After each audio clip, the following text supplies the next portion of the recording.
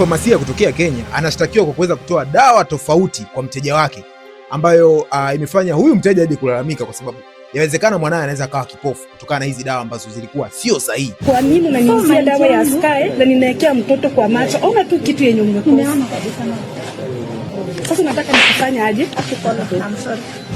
So kuna hii video ambayo inasambaa sasa hivi, inaonyesha moja kati ya wanawake ambao wameenda ku report ama kwenda kushtaki kwenye pharmacy moja ambayo alinunua dawa alizoandikiwa kutokea hospitali. Sasa alimkuta huyu mfamasia, na siku ya Jumatatu inasemekana kwamba alipewa dawa ambayo yeye huyu mwanamke aliandikiwa dawa za macho kwa ajili ya mwanae, lakini alivyoenda hapa kwenye pharmacy hii hapa, huyu mfamasia alimpatia dawa ambayo inahusiana na skin. Yani ilikuwa ni ya tube pia, lakini sio ya macho, ni kwa ajili ya skin. Huyu mwanamke anaeleza kwamba alivyokuwa akimpatia mtoto wake dawa hii, mtoto wake alikuwa anasikia uchungu sana kwenye macho, yani alikuwa anasikia maumivu. Kwa hiyo huyu mwanamke hakujua kwamba hii ni dawa tofauti, ama sio ile dawa ambayo daktari hospitali amemwandikia kwenda kununua. Alipewa dawa tofauti ambayo ni skin na sio macho. Kwa hiyo obviously tu ilikuwa inamuumiza huyu mtoto, lakini pasipo kujua huyu mwanamke alikuwa anajua anampa dawa sahihi. Na labda mtoto analia tu kwa sababu ni mtoto, hapendi dawa. Kuna mtoto anapenda dawa. Imagine nimekuwa nichekea mtoto analia uchungu mpaka nimeamua mimi mwenyewe nijirudishe hospitali. Ona imeharibu mpaka nini yote. Sasa amekuja kugundua kwamba ile dawa ilikuwa sio sahihi na ilikuwa ni kwa ajili ya matumizi ya ngozi.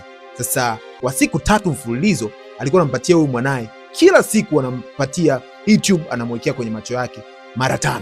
Unaona?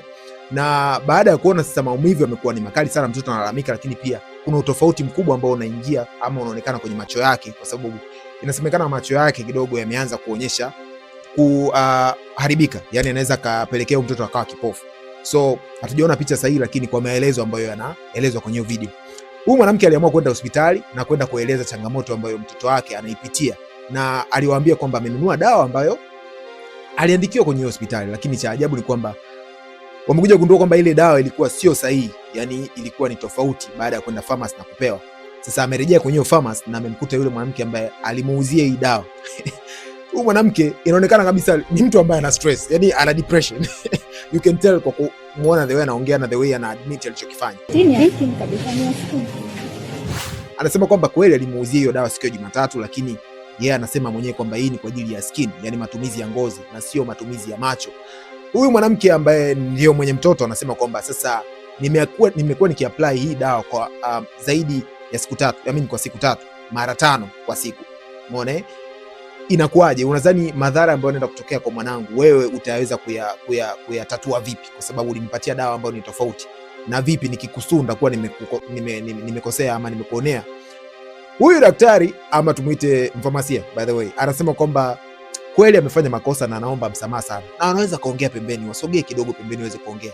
Ina maana ni kitu ambacho anajua amefanya makosa, na inawezekana kabisa kwenye sheria za utabibu hichi ni kitu ambacho kinaweza kufanya ukakosa leseni ya kuweza kujihusisha na mambo ya kuuza dawa kama mfamasia. Lakini pia hata kama ni mtu upo hospitali, inaweza kufanya ukose kabisa ajira yako ama kukosa tunasema uweredi kwenye kazi yako. Kwa hiyo unaweza kupoteza kabisa professionalism ambao umeisomea. So nitakuachia hii video uweze kuona huyu mwanamke the way ongelesha huyu mfamasia, na huyu mfamasia the way anajibu kwamba kweli alifanya makosa na kweli hiyo dawa imetumika kwa huyo mtoto machoni, kitu ambacho kinaweza kapelekea mtoto akawa kipofu, kwa sababu inaonekana madhara ni makubwa, kwa sababu alikuwa anamuonyesha hapo, na huyu mfamasia anasema kweli naona inaonekana imefanya kitu kibaya sana kwake.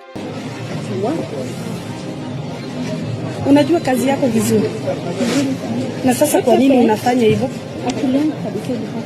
Niambie, ungekuwa wewe ungefanya kitu gani? Umeenda pharmacy, umenunua dawa na ukiamini kwamba yule mfamasia anajua kitu ambacho umeandikiwa hospitali, kwa hiyo akupatie kitu sahihi, alafu anakupatia dawa tofauti, alafu mwisho wa siku unakuja kugundua kwamba ulikuwa unakunywa dose ama unatumia kitu ambacho kilikuwa sio sahihi ulichoandikiwa hospitali.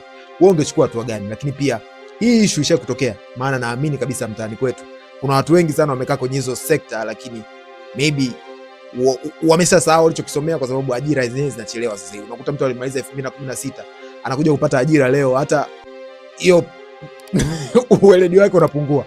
Ama wengine wameingia kwa sababu tu ya connection. Nafahamu sasa hivi watu wanasoma kwa connection. Unaweza ukawa umemaliza zako chuo, hauna uweledi na hiyo kazi ambayo umeipata, unafanya tu kazi hivyo. Lakini pia wengine kina wapelekea ni depression na mawazo na vitu ambavyo vinaendelea kwenye maisha yao. Labda huyu mwanamke alikuwa na stress zake na aliona afanye tu vitu haraka haraka siku ishi, lakini ameenda kusababisha changamoto kwenye mwili wa mtu mwingine. Monday ilikuwa Monday. Sasa kwa nini uliniuzia dawa ya skin? Nimekuwa nikiwekea mtoto kwa macho. Just imagine. Look, take a look. Just take a look what you have posted. Wallahi. Nikakuandikia upake mara 5. Ukaniambia nipake mara 5. Just imagine since Monday nimekuwa nikiwekea mtoto 5 times a day. Nataka uone nini yenye umekosa. So, siliona nilisema apply. Huku niambia apply, uliniambia hata hiyo karatasi yake niko nayo. Uliandika nianze saa 3, sijui saa ngapi hivyo. Kwa nini unaniuzia dawa ya Sky na ninawekea mtoto kwa macho? Ona tu kitu yenye umekosa.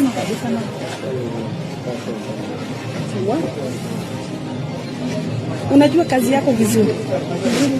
Na sasa kwa nini unafanya hivyo? Sasa kama akili yako inakuwa kwa skin, unaona ameandika tu ae, wewe mwenyewe umeona tumeandikiwa Moxi na tumeandikiwa nini? Uko na hata hiyo jina ae. That in fact sasa unaona vile sasa nimeangalia nikasema ile ya macho. Umeangalia lakini umenipea skin. Imagine nimekuwa nichekea mtoto analia uchungu mpaka nimeamua mimi mwenyewe nijirudishe hospitali. Naona imeharibu mpaka nini yote. Imagine huyu mumama ananiuzia dawa ya skin, ninaweka kwa macho. Nimekubali mkosa. I trusted you guys.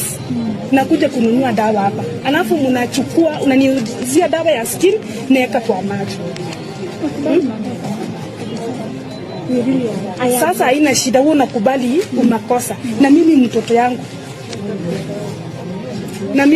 yangu. Haina shida, wewe unakubali makosa yako. Mimi mtoto yangu.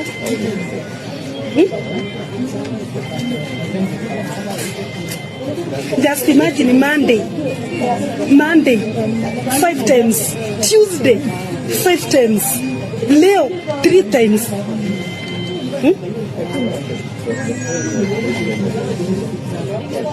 Yani na daktari vizuri amespecify. Unajua nilichukua hii dawa nikasoma, nikashindwa mbona hizi terms zake ni tofauti. Tofauti ya skin kabisa ni skin. Sasa nataka nikufanya aje? Unataka nikufanya aje? Sasa hiyo story yako mimi inisaidie. Ni Mungu pekee yake ndiye anaweza kunisaidia. Mimi hiyo kitu yako kuna hiyo nini yako inisaidie. Mimi hiyo story yako inisaidie. Haiko intentional. Unajua I can sue you.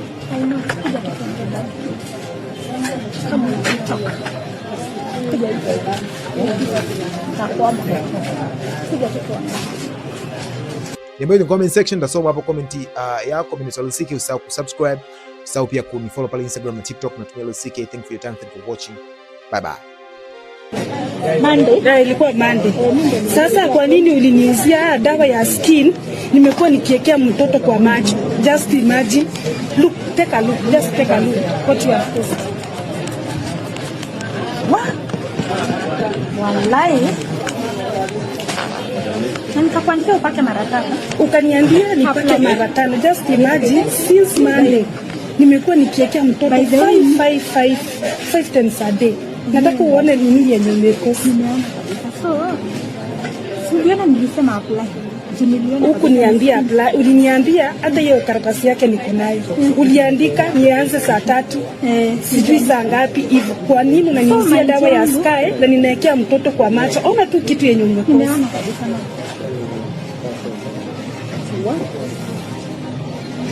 Unajua kazi yako vizuri. Na sasa kwa nini unafanya hivyo? Sasa kama akili yako inakuwa kwa skin, unaona ameandika tu ae, wewe mwenyewe umeona tumeandikiwa Moxi na tumeandikiwa nini? Uko na hata hiyo jina ae.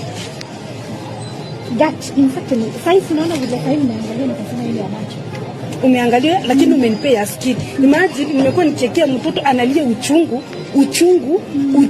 mpaka nimeamua mimi mwenyewe nijirudishe hospitali. Naona imeharibu mpaka nini yote. Imagine huyu mumama ananiuzia dawa ya skin, ninaweka kwa macho. Nimekubali makosa. I trusted you guys. Nakuja kununua dawa hapa, alafu mnachukua unaniuzia dawa ya skin, naweka kwa macho. Sasa haina shida, wewe unakubali umakosa. Na mimi mtoto yangu, haina shida, wewe unakubali makosa yako. Mimi mtoto yangu,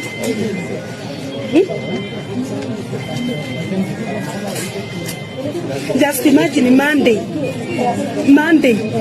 5 times, Tuesday 5 times, leo 3 times.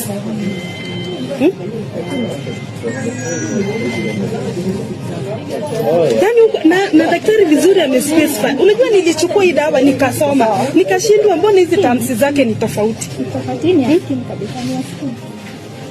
Sasa nataka nikufanya aje? Unataka nikufanya aje? Sasa hiyo story yako mimi inisaidie. Ni Mungu pekee yake ndiye anakupa kunisaidia. Mimi hiyo kitu yako hakuna, hiyo nini yako inisaidie. Mimi hiyo story yako inisaidie. Haiko intentional. Unajua can sue you. I know. Kuja tukiongea.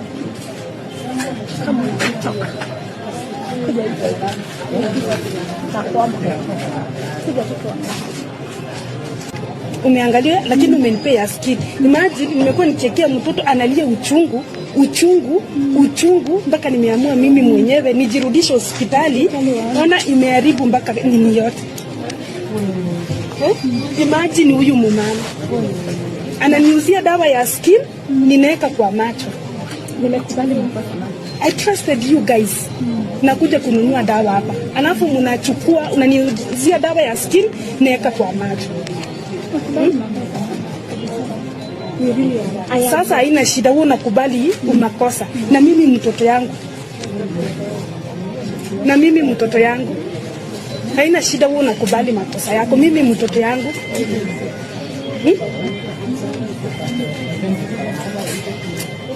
just imagine Monday 5 times, Tuesday 5 times, leo 3 times.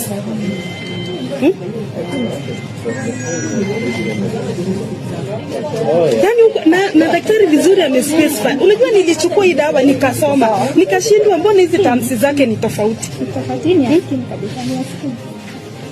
Sasa nataka nikufanya aje? Unataka nikufanya aje? Sasa hiyo story yako mimi inisaidie. Ni Mungu pekee yake ndiye anakupa kunisaidia. Mimi hiyo kitu yako hakuna, hiyo nini yako inisaidie. Mimi hiyo story yako inisaidie. Haiko intentional. Unajua can sue you. I know. Kuja tukiongea. Kama unatoka. Kuja hivi. Takwama. Kuja tukiongea.